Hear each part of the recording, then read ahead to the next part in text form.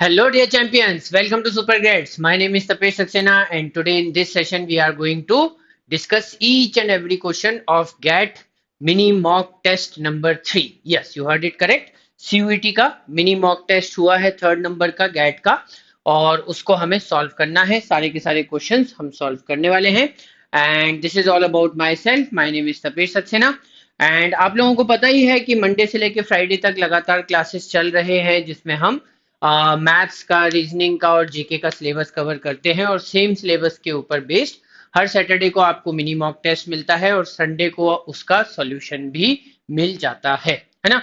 तो चलिए सभी लोग मिलकर अच्छे से तैयारी कीजिए और ध्यान से हर सैटरडे को मिनी मॉक टेस्ट जरूर अटेम्प्ट करते रहिए।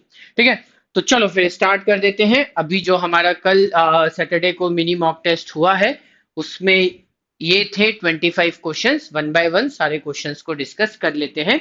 तो क्वेश्चन नंबर 1 है हमारे पास, how many times has India been elected to the UN human rights council including the 26 28 term.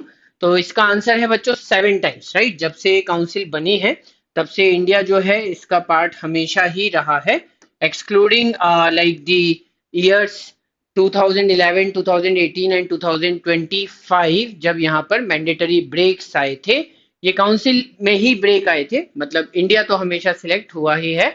So this is the 7th time जब 2026-28 टर्म के लिए इंडिया को सिलेक्ट किया गया है। ठीक है, उसके बाद अगर हम देखते हैं तो क्वेश्चन नंबर 2 आ जाता है, who is the chairperson of the 16th finance commission of India. So this is mister Arvind Panagariya, doctor Arvind Panagariya, right. ये अभी चेयरपर्सन बने हैं 16th finance commission of India के। एंड यस, इनके बारे में बहुत कुछ जान लेना चाहिए, समझ लेना चाहिए, क्वेश्चंस और भी आ सकते हैं एग्जाम में।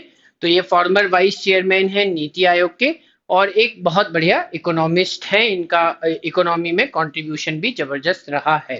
क्वेश्चन नंबर 3 देखेंगे, which country tops the Henley passport index 2025 with visa free access to 195 destinations, right. तो इसका आंसर है सिंगापुर। सिंगापुर ने 195 डेस्टिनेशंस को वीजा फ्री कर दिया है और ये सबसे ज्यादा है, किसी भी कंट्री ने इतने ज्यादा डेस्टिनेशंस को वीजा फ्री नहीं किया है। इसके बाद सेकंड नंबर पे जापान है। जापान ने भी 193 डेस्टिनेशंस को वीजा फ्री कर रखा है। ठीक है, एंड यस इस पूरी लिस्ट को आप देख सकते हैं, ऑब्वियसली इसके ऊपर क्वेश्चंस आ सकते हैं। Which India startup successfully launch Drishti, India first multi sensor earth observation satellite. तो ये फिक्स हो चुका है, ये तय हो चुका है कि इसको लॉन्च कौन करेगा, राइट। अभी तक लॉन्च हुआ नहीं है। तो जो स्टार्टअप है उसका नाम है गैलेक्स आई, आईआईटी मद्रास के एलुमनाइज हैं, उन्होंने मिलकर ये स्टार्टअप बनाया है।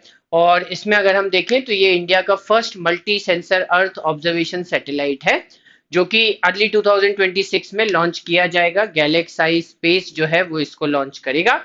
This is the world's first multi sensor satellite that combines synthetic aperture radar. तो इसमें एसएआर भी है and high resolution optical payloads on a single platform.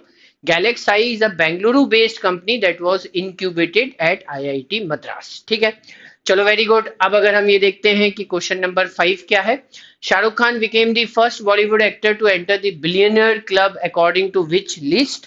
तो आई थिंक अभी तो सबसे ज्यादा जो चर्चा में लिस्ट बनी हुई है वो हुरून ही है। हुरून इंडिया रिच लिस्ट ने अभी अभी अपने जो भी लिस्ट है वो डिक्लेयर की है। तो उसी में Shahrukh Khan was the first Bollywood actor to become a billionaire. His net worth was listed as approximately 12,490 crore rupees, approximately 1.4 billion dollar। ठीक है, सो यस मेरे ख्याल से इसमें और बहुत ज्यादा डिस्कशन नहीं कर सकते। Who among the following was not a recipient of the 2025 Nobel Prize in Economic Sciences? तो ऑब्वियसली इकोनॉमी साइंसेज में 3 लोगों को नोबेल प्राइज मिला है और इसीलिए ये क्वेश्चन हमसे पूछा गया है कि इनमें से कौन नहीं है, मतलब 3 लोग होने चाहिए और उन तीनों के नाम हमें याद भी होने चाहिए। तो नोबेल प्राइज वैसे भी बहुत इंपॉर्टेंट चीज होती है, तो हमेशा उसके टच में बने रहे। जब भी किसी को भी ये अवार्ड मिलता है तो उसका नाम जरूर अपनी नोटबुक में लिखें, उसे याद करते रहें, उसके ऊपर क्वेश्चंस आते हैं। तो यहाँ पर अगर आप देखोगे तो अगर हम पॉल रोमर को छोड़ दें तो बाकी तीनों जो पर्सन है इनको नोबेल प्राइज इकोनॉमिक साइंस में दिया गया है। पॉल रोमर को नहीं मिला है, इनको मिला था 2018 में, राइट। विलियम नॉर्दॉस के साथ इनको 2018 में इकोनॉमिक्स का नोबेल प्राइज मिला था, राइट। नोबेल प्राइज के बारे में और भी बहुत सारे इंपॉर्टेंट फैक्ट्स हैं, उनके बारे में पता कर लो। यहाँ पे इनका इंस्टीट्यूशन कहाँ पर है, हेड ऑफिस कहाँ पर है, कौन सा प्राइज किस कंट्री के द्वारा दिया जाता है, बहुत सारी इंफॉर्मेशन है। नोबेल प्राइज अपने आप में एक बहुत बड़ा चैप्टर है, इसको अच्छे से कवर करो, इसके ऊपर क्वेश्चंस आते हैं एग्जाम में। चलो उसके बाद अगर हम देखेंगे तो हमारे पास है विच of the following themes best represented the AI impact summit 2025 held in Dehradun Uttarakhand. तो उत्तराखंड में देहरादून जो अपना एक सिटी है उसमें एआई इम्पैक्ट समिट 2025 जो है इसको ऑर्गेनाइज किया गया। और इसका जो बेसिक प्रिंसिपल था वो यही था कि driving inclusive and sustainable digital growth. तो डिजिटल ट्रांसफॉर्मेशन और सस्टेनेबल डेवलपमेंट से रिलेटेड इनकी पूरी थीम रही है, which means answer option D correct रहेगा। The summit was guided by three principal, people, planet and progress. तो इन तीनों के बीच में क्या इंटरेक्शन हो रहा है, कैसे ये तीनों एक दूसरे के साथ जुड़े हुए हैं, इसके ऊपर पूरा डिस्कशन चल रहा है। एआई का इस पे क्या इम्पैक्ट होगा, कैसे हम बहुत सारी चीजें जो है उनको कंट्रोल में कर सकते हैं। So many many many discussions are going on. तो डेफिनेटली इंपॉर्टेंट चीजें हैं, पता होनी चाहिए। उसके बाद देखते हैं तो who has been appointed as the first Asian chair of the IUCN species survival commission. Species survival commission नाम से तो आपको पता चल ही रहा है बहुत कुछ। और इसका जो फर्स्ट एशियन चेयर मतलब एशिया से पहला पर्सन जो इसका चेयरमैन बना है that is Vivek Menon, right. तो Vivek Menon an Indian wild life conservationist was elected chair of International Union for Conservation of Nature Species Survival Commission for 2025 to 2029. He is the first Asian to hold this position in the Commission 75-year history. ठीक है, तो एक बहुत बड़ा achievement है, हमें याद रखना चाहिए। किसी इंडियन को इतनी बड़ी पोजीशन मिली है तो ऑब्वियसली एग्जाम में इसके बारे में क्वेश्चन पूछे जा सकते हैं। गूगल पर विवेक मेनन की जो थोड़ी सी हिस्ट्री है वो भी पढ़कर जा सकते हो, उससे रिलेटेड भी कोई क्वेश्चन एग्जाम में आ सकता है, ठीक। उसके बाद फिर अगर हम देखते हैं तो यहां से हमारे एनालिटिकल रीजनिंग के क्वेश्चन स्टार्ट होते हैं। Question number 9, how is C's grandfather's only son who is a father of two children related to C's mother if C has no siblings, right. तो उन्होंने ये कहा कि सी का तो कोई सिबलिंग है नहीं, सी इज अ राइट, हम ये बोल सकते हैं सीज ग्रैंडफादर्स ओनली सन। तो सी का ग्रैंडफादर मतलब दो ग्रैंडफादर हो सकते हैं, एक सी की मदर के फादर को भी हम ग्रैंडफादर बोल सकते हैं और सी के फादर को भी ग्रैंडफादर बोल सकते हैं। तो पैटर्नल ग्रैंडफादर या मैटरनल ग्रैंडफादर दो लोग हो सकते हैं सी के ग्रैंडफादर जिनको हम कह सकते हैं। तो सीज ग्रैंडफादर्स ओनली सन, तो अब देखो सी के ग्रैंडफादर का ओनली सन, या तो सी के फादर के बारे में बात हो रही है, और या फिर अगर हम मैटरनल ग्रैंडफादर की बात कर रहे हैं तो सी के मामा के बारे में, मैटरनल अंकल के बारे में बात हो रही है। तो C's grandfather's only son, C के ग्रैंडफादर का एक ही बेटा है, who is a father of two children, लेकिन वो दो चिल्ड्रन का फादर है। अब सी का फादर जो है वो तो एक ही चिल्ड्रन का फादर है क्योंकि लिखा है सी हैज नो सिबलिंग्स। तो इसका मतलब हम इसके बारे में बात कर रहे हैं, इसके दो चिल्ड्रन है, राइट। हो सकता है डॉटर हो सकता है सन हो, जो भी हो इस पर्सन के दो चिल्ड्रन है।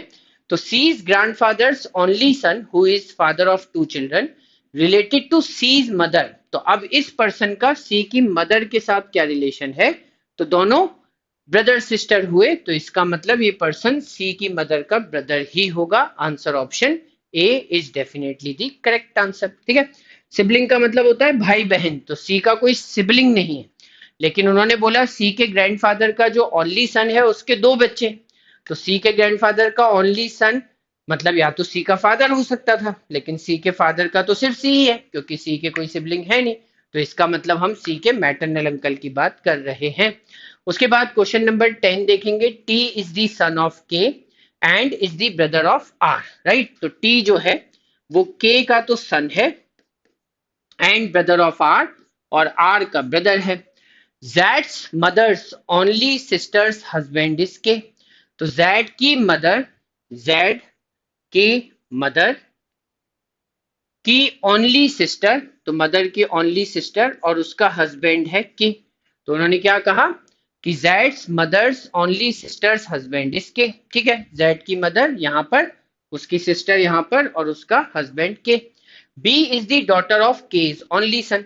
तो K का ओनली सन T होगा and B is the daughter of the only son, तो मतलब B is the daughter of T and F is the maternal aunt of R। तो F जो है वो R की मैटरनल आंट है। तो अब देखो T और R जो है वो तो डेफिनेटली सिबलिंग्स हैं ही, और मैटरनल आंट का मतलब हुआ मौसी, मम्मी की बहन। तो T और R दोनों की मदर है ये पर्सन जिसका नाम नहीं पता चल रहा अभी तक, और इसकी जो सिस्टर है वो यहाँ पर है, मतलब this person has to be F, right. So F is the maternal aunt of R and M is the mother of R, और M जो है वो R की मदर है, तो यहाँ पर M का नाम आ जाएगा। How is R related to F? तो R जो है वो F से कैसे रिलेटेड है? तो ऑब्वियसली हमें यहाँ पर ये भी बोला था कि B is the daughter of K's only son. तो K का एक ही सन है, केज ओनली सन मतलब K का एक ही सन है, विच मीन्स कि ये K की डॉटर है। और R जो है वो डॉटर है, मतलब F के लिए क्या हुई, नीस, राइट, भतीजी, भांजी जिसको हम बोल सकते हैं। तो answer option A is the correct answer. उसके बाद देखेंगे क्वेश्चन नंबर 11। क्वेश्चन नंबर 11 क्या है?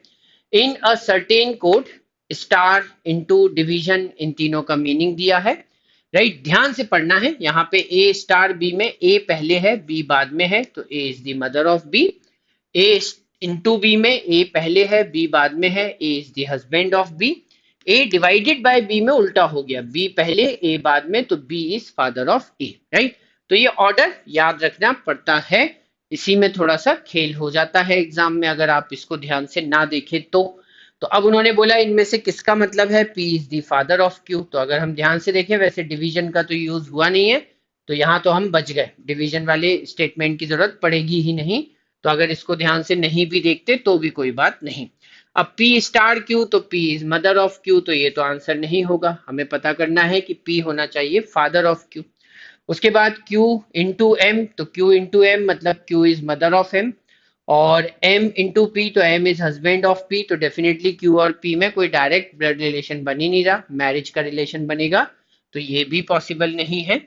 Q स्टार P, तो Q स्टार P का मतलब होगा Q is mother of P, ये भी गलत हो गया। एंड ऑब्वियसली अब तो सिर्फ D ही बचा है, D को ध्यान से देखोगे P इंटू M, तो P जो है वो M का हस्बैंड है, अगर P M का हस्बैंड है तो M वाइफ है। एंड M स्टार Q, तो M जो है वो Q की मदर है, तो डेफिनेटली M Q की मदर है, M P की वाइफ भी है, तो P जो है वो Q का फादर है। Answer option D is the correct answer. Let's move on to question number 12।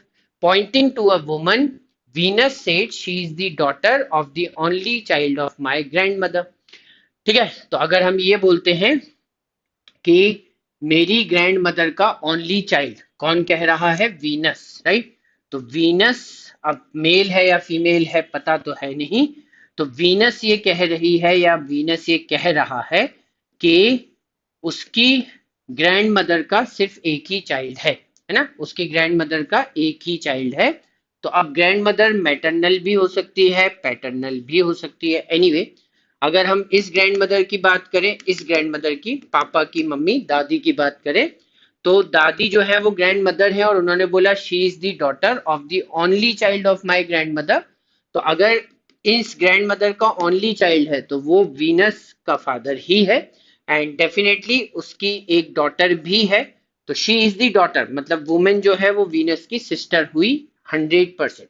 अगर हम इधर इस ग्रैंड मदर की बात करें तो भी वही बात है कि अगर इस ग्रैंड मदर का एक ही चाइल्ड है तो वो वीनस की मदर है, और मदर की डॉटर तो डेफिनेटली वीनस की सिस्टर ही होगी। तो हम इस ग्रैंड मदर की बात करें या इस ग्रैंड मदर की, दोनों के ओनली चाइल्ड मतलब मम्मी या पापा, और उनका सिर्फ एक ही डॉटर है, तो डेफिनेटली वो वीनस की सिस्टर ही होगी। तो इन आइदर केस ये पर्सन जो है वो वीनस की सिस्टर है। Answer option C is the correct answer. Then we see question number 13। 13th है A is son in law of B. ठीक है, तो बी है, बी की कोई डॉटर है और ए उस डॉटर का हस्बैंड है, तो हम कहेंगे कि A is son in law of B.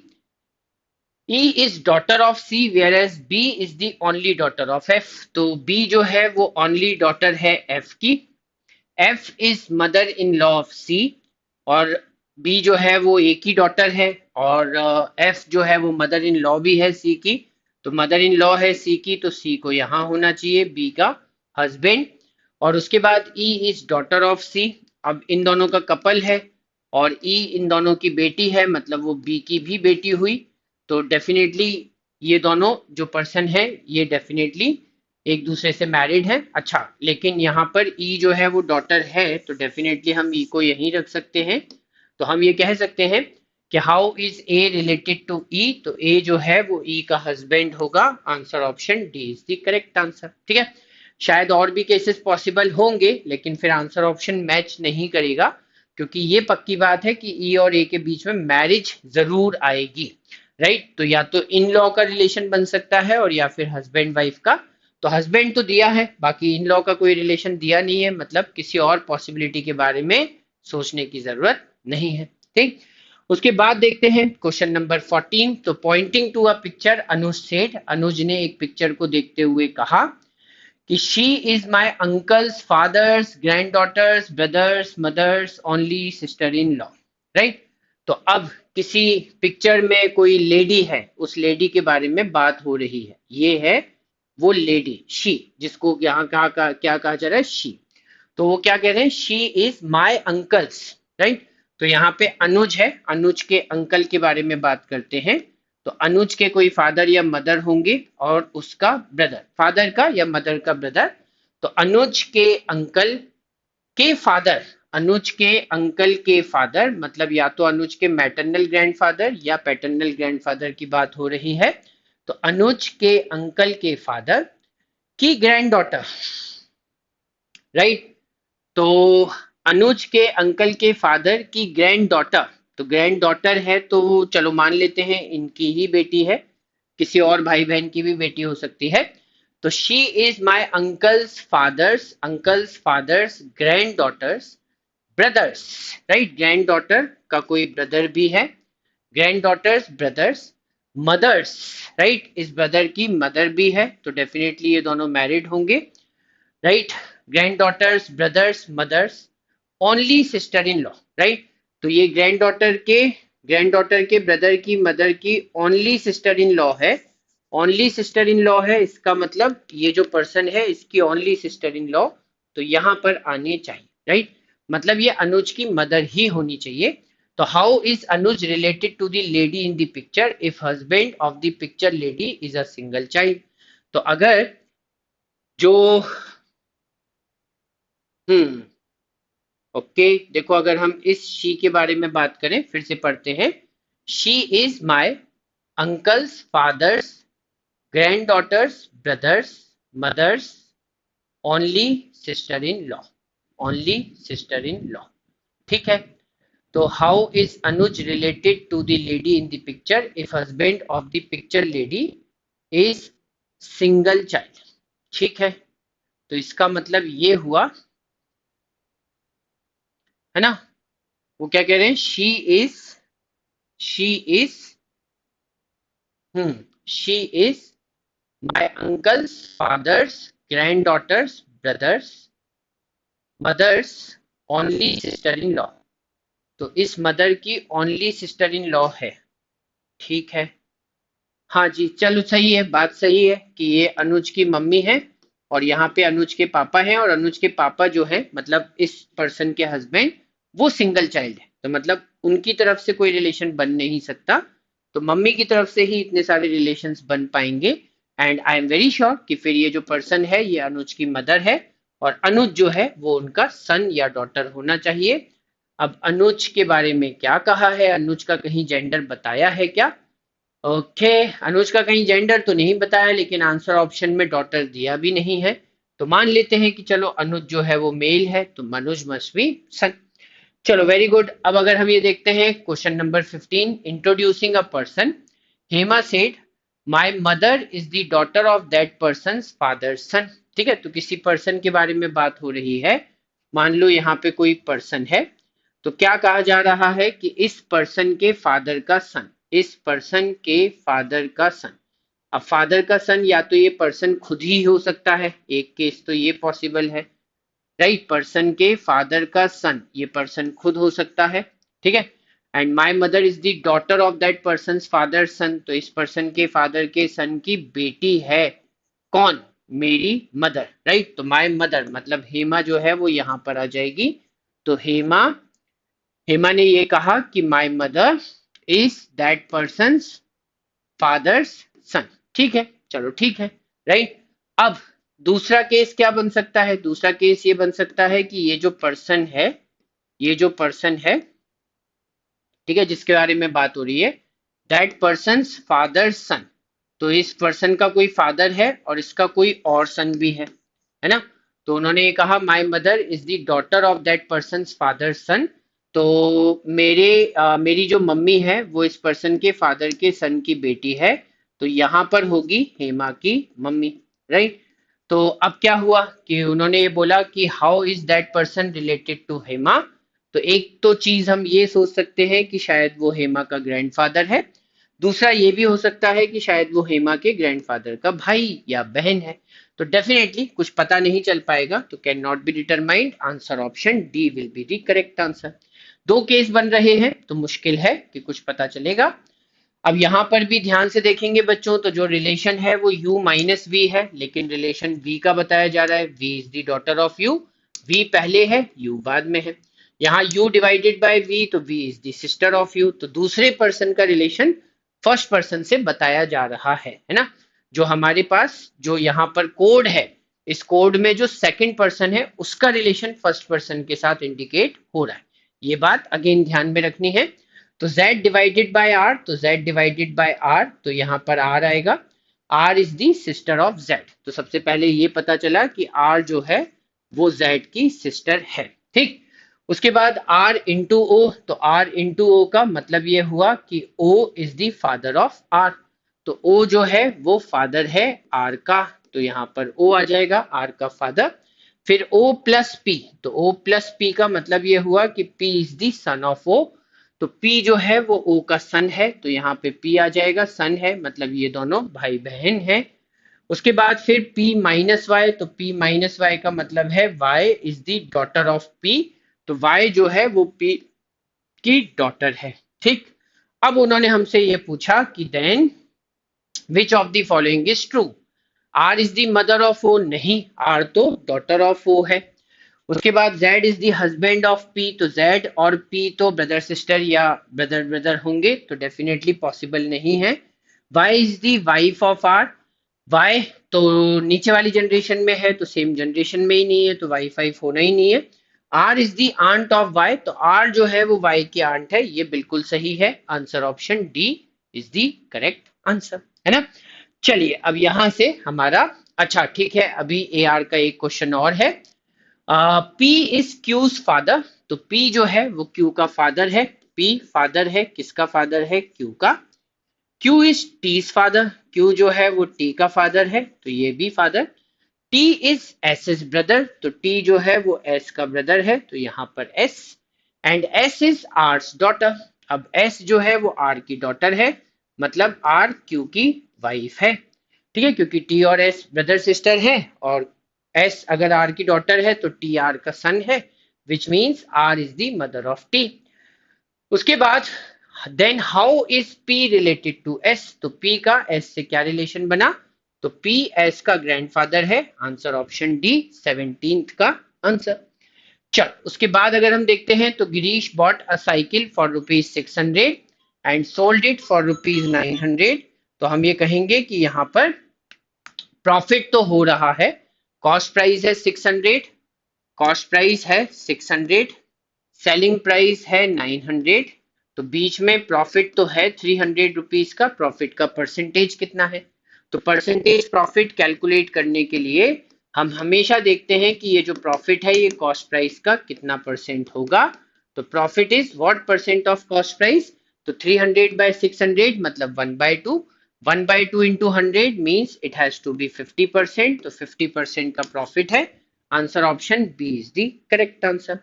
उसके बाद क्वेश्चन नंबर 19 है, the cost price of a TV set is 60% of its selling price.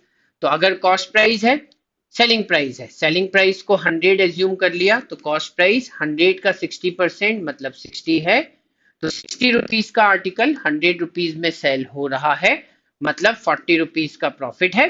तो यहाँ पर भी परसेंटेज ऑफ प्रॉफिट कितना होगा, तो profit divided by cost price into 100, so that will be 2 by 3, and 2 by 3 into 100 होता है 200 by 3 on simplification, that is 66 and 2 by 3%. Answer option D is the correct answer. Then we move on and see question number 20. If Dinesh estimates his profit as 20% of the selling price, then his profit percentage on CP is, तो again the same type of question, कि अगर हम ये बोलते हैं कि हमारा जो एसपी है वो 100 रुपीज है, तो दिनेश ने ये कैलकुलेट किया कि उसका प्रॉफिट जो है वो इस एसपी का 20% है, मतलब 100 के ऊपर 20। तो 100 में से 20 माइनस करो तो सीपी 80 होना चाहिए। तो एक्चुअली उसका जो परसेंटेज प्रॉफिट होगा सीपी के ऊपर वो कितना होगा, 20/80 मतलब 1/4। 1/4 का मतलब होता है 25%। तो answer option is the correct answer. उसके बाद अगर हम देखते हैं नेक्स्ट वन, तो the price of a TV is ₹28,000। A seller marks it's price 16% above its cost price and gives a discount of 5%. The discount is, है ना।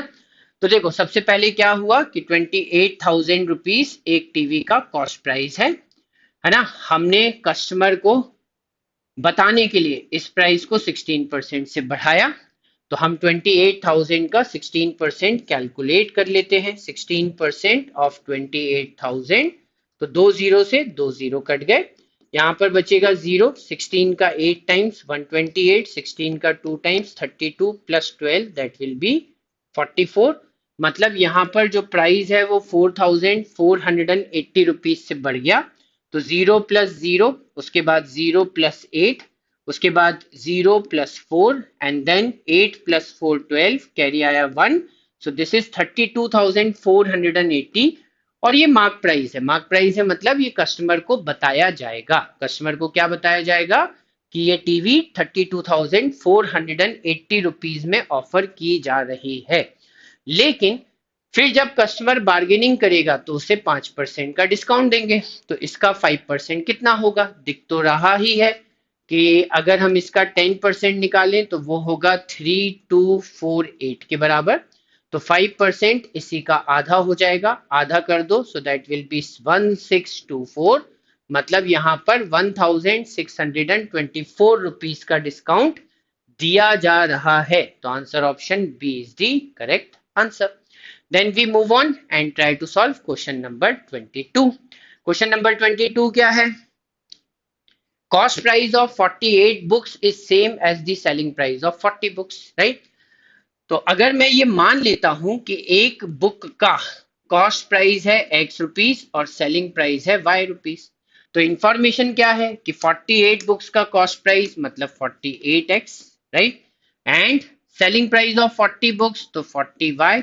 ये दोनों बराबर है, मतलब x और y का रेशो कितना है, तो x और y का रेशो है 40/48, दैट इज 5/6। इससे क्या पता चला, इससे ये पता चला कि अगर हमारा कॉस्ट प्राइस 5 रुपीज है तो सेलिंग प्राइस कितना है, 6 रुपीज है। कॉस्ट प्राइस 5 है, सेलिंग प्राइस 6 है, मतलब प्रॉफिट 1 है। और 1 का प्रॉफिट 5 के ऊपर कितना परसेंट होगा, तो 1 रुपीज का प्रॉफिट, 5 रुपीज का कॉस्ट प्राइस 1/5 मतलब 20%। तो 20% का प्रॉफिट है, answer option D is the correct answer. ठीक है। उसके बाद क्वेश्चन नंबर 23 देखते हैं। At 25% discount, the selling price of a TV is rupees 25,000. What is the selling price if the discount is 46%? है ना, देखो ध्यान से देखेंगे। अगर हम ये मान लेते हैं कि टीवी का मार्क प्राइस 100 रुपीज है, मान लो 100 रुपीज है, तो पहली सिचुएशन में जो डिस्काउंट है वो कितना दिया जा रहा है, 25%। मतलब पहली सिचुएशन में जो भी सेलिंग प्राइस आ रहा है that will be corresponding to 75। अगर आप 100 पे 25 का डिस्काउंट दोगे तो 75 कि कॉरस्पॉन्डिंग है ये वाला प्राइस, राइट। तो हम ये देखेंगे कि ये 75 का कितने टाइम्स होता है, जो भी होगा, राइट। 75 is corresponding to 25,000। लेकिन अगर हम 46% का डिस्काउंट दें, that is the second situation, अगर हम 100 रुपीज पे 46 रुपीज का डिस्काउंट दें, तब सेलिंग प्राइस कितना बनेगा? तो 100 में से 46 माइनस करो तो सेलिंग प्राइस बनेगा 54। तो 54 के लिए कॉरस्पॉन्डिंग वैल्यू क्या होगी? अगर 75 के लिए कॉरस्पॉन्डिंग वैल्यू है 25,000, तो 54 के लिए क्या होगी? इसका मतलब जो रेशो 75 और 25,000 का होगा, वही रेशो 54 और x का भी होगा। तो हम ये कह सकते हैं कि x का रेशो 54 के साथ और 25,000 का रेशो 75 के साथ ये बिल्कुल बराबर आने वाले हैं। तो इसका मतलब x की वैल्यू होगी 25,000 डिवाइडेड बाय 75 इंटू 54। ठीक है, सॉल्व कर लेते हैं। सबसे पहले 25 से कैंसिल किया तो ये हो गया 1000, ये हो गया 3 से कैंसिल किया तो ये 18 इंटू 1000, तो x की वैल्यू हो जाएगी 18,000, विच means answer option A is the correct answer. ठीक है, एज सिंपल एज दैट, आसान क्वेश्चन है। उसके बाद when an article is sold for rupees 3276 there is a loss of 37%, to gain 33% it should be sold for rupees। तो again the same thing कि अगर cost price 100 rupees है, तो पहले वाले केस में लॉस है 37 रुपीज का, मतलब पहले वाले केस में सेलिंग प्राइस कितना है? तो सेलिंग प्राइस है 63 के लिए कॉरस्पॉन्डिंग वैल्यू क्या है? 3276, राइट। तो अगर हमें गेन चाहिए 33% का, तो 100 प्लस 33, हमें सेलिंग प्राइस कितना रखना पड़ेगा? 133%। तो अभी जो हमारा सेलिंग प्राइस है वो सिर्फ 63% ऑफ कॉस्ट प्राइस है, लेकिन हमें 133% ऑफ कॉस्ट प्राइस चाहिए, तो वो कितना होगा? तो अगेन दी सेम थिंग कि जो रेशो x का 133 के साथ बनेगा, वही रेशो 3276 का 63 के साथ होगा। इसका मतलब x की वैल्यू होगी 3276 upon 63 into 133, right.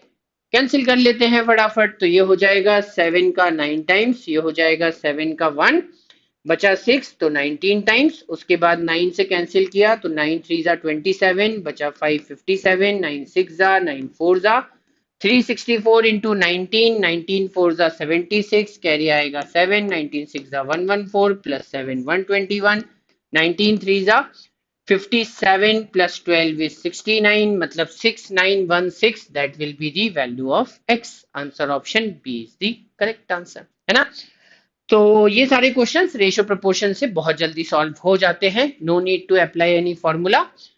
The loss incurred by selling 20 meter of a cloth equals to the cost price of 5 meter of that cloth, है ना। तो अगर मैं ये मानता हूं कि 1 मीटर का कॉस्ट प्राइस कितना है? x rupees. मान लो 1 मीटर का कॉस्ट प्राइस कितना है? x rupees. और 1 मीटर का सेलिंग प्राइस कितना है? मान लेते हैं y रुपीस। ठीक है, तो अब वो ये कह रहे हैं कि जब हम 20 मीटर क्लोथ सेल करेंगे, तो अगर हमने 20 मीटर क्लोथ सेल किया तो 20 वाई रुपीज में सेल होगा और उसका कॉस्ट होगा 20x, और यहां पर लॉस हो जाएगा, है ना, लॉस होने वाला है। तो इसका मतलब कॉस्ट प्राइस बड़ा होगा और सेलिंग प्राइस छोटा होगा।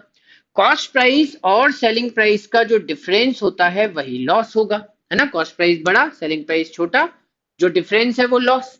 और लॉस जो है that is equal to the cost price of 5 metre cloth. तो अगर 1 मीटर क्लोथ का कॉस्ट प्राइस x है तो 5 मीटर का होगा 5x, तो ये लॉस 5x के बराबर है। इसका मतलब हम ये समझ पा रहे हैं कि 15x की वैल्यू 20y के बराबर होगी, विच मीन्स x और y का रेशियो 20/15 मतलब 4/3 है। क्या पता चला? ये पता चला बच्चों कि अगर कॉस्ट प्राइस 4 है तो सेलिंग प्राइस 3 है, मतलब लॉस हो रहा है 1 रुपी का। कॉस्ट प्राइस कितना है? 4 और लॉस है 1, तो ये लॉस परसेंटेज में कितना होगा? तो loss is 1 rupee, cost price is 4, तो 1/4 मतलब ये लॉस 25% के बराबर है। Answer option B is the correct answer, right. So this was question number 25, the last question of the paper. I am very sure कि आप लोग अच्छे से दिल लगाकर मन लगा के पढ़ाई कर रहे हैं, सारे वीडियोस को, सारे सेशंस को ध्यान से देख रहे हैं। अगर नहीं तो शुरू कर दीजिए। फ्री कोर्स चल रहा है, सीयूईटी के गेट एग्जाम की पूरी तैयारी चैनल पे फ्री में हो रही है। इससे अच्छी अपॉर्चुनिटी आपको कहाँ मिलेगी। तो फटाफट सेशन को लाइक कीजिए, शेयर कीजिए, चैनल को सब्सक्राइब कीजिए। बने रहिए हमारे साथ, बड़े अच्छे अच्छे सेशंस और बड़े अच्छे अच्छे कोर्सेज आने वाले हैं। Have a nice time, enjoy yourself, tata, bye bye.